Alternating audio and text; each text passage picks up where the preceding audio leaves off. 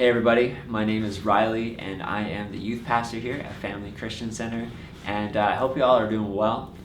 Thank you for joining us for these podcasts and sharing them all across social media.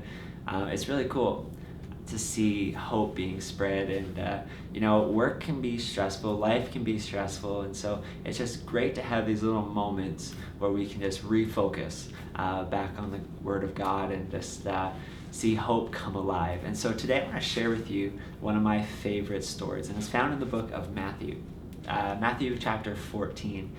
And if you're familiar with this passage, if not, that's okay too.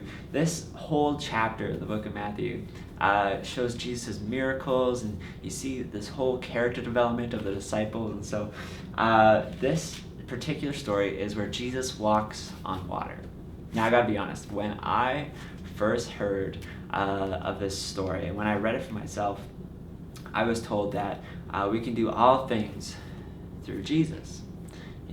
And so as a child, I'm not gonna lie to you, I tried to walk on water. One of my favorite memories, I was thinking back, there was this little kiddie pool, okay, and there was water in it, and so what I tried to do was put like my foot on top of the water, and I would pray. I said, Jesus, I want to walk on water. And so I put my foot down, and then I put all my weight, and I just sink. And I couldn't walk on water that day, but today I want to tell you the story of where Jesus and this guy named Peter did. So this story takes place right after Jesus performed a miracle of feeding 5,000 people with 5 loaves of bread and 2 fishes.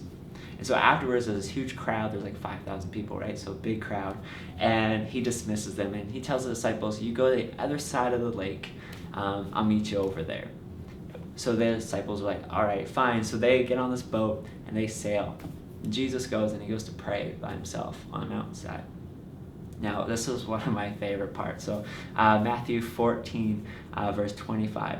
It says, shortly before dawn, Jesus went out to them walking on the lake. Okay, now it says that there was a big storm. Okay, the boat that the disciples were in were being battered by the waves and the wind, and it was very interesting.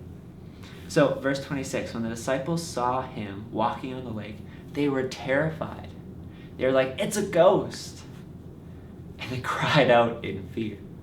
Now that's interesting to say because back then, the water was actually a place where they believed, the ancient Israelites believed, that there was a place of the dead. So they believed that they were about to die, which is pretty interesting because they were like, we're going to die. This is it. And so they see this man, Jesus, walking on the water, walking over the place of the dead, triumphantly walking over the place of the dead.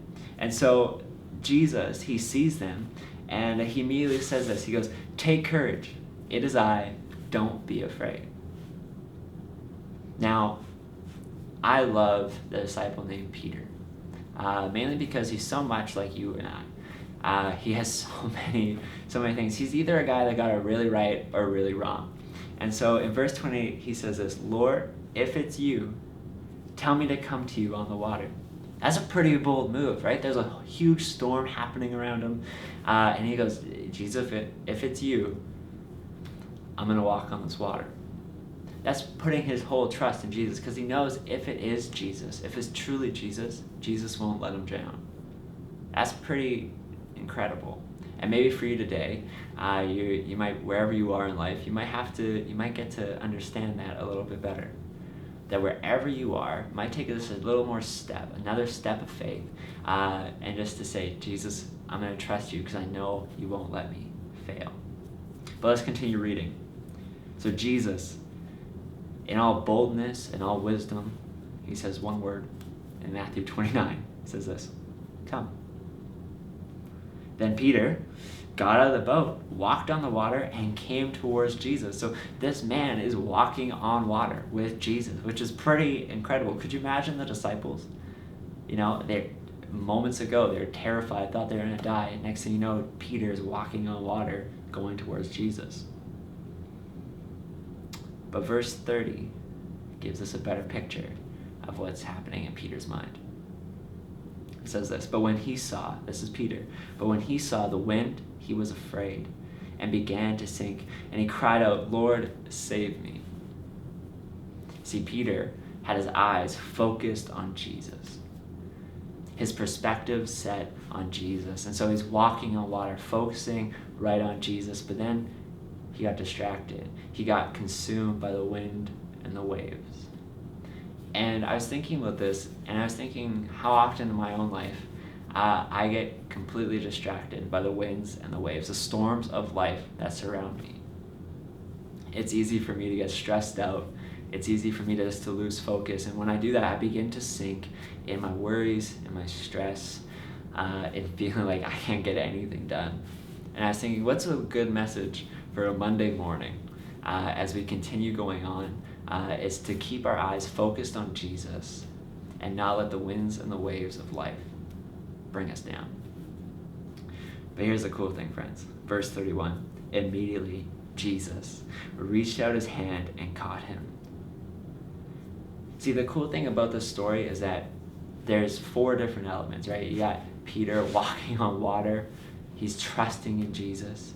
And then you have this whole aspect of him actually like walking on the water, so that's a miracle in itself. And then you have him seeing the winds and the waves. But then you have this aspect of Jesus reaching out and grabbing Peter. Friends, I don't know where you are in life, but I do know this, is that whether we're feeling like we're sinking in the winds and the waves, Jesus always reaches out his hand to pull us out. And I do know this too, that sometimes for us it requires a little step of faith, knowing that wherever we are, that maybe God's calling us to go a little bit deeper, a little bit further, that we can just continue to walk because we know that he's never going to let us drown. And so friends, I hope this week you continually focus on Jesus and don't let the winds and the waves of life bring you down, but you just continually focus on Jesus and keep your eyes set on him. So friends, I hope you have a great week, and it's so amazing to be a part of this church community with you.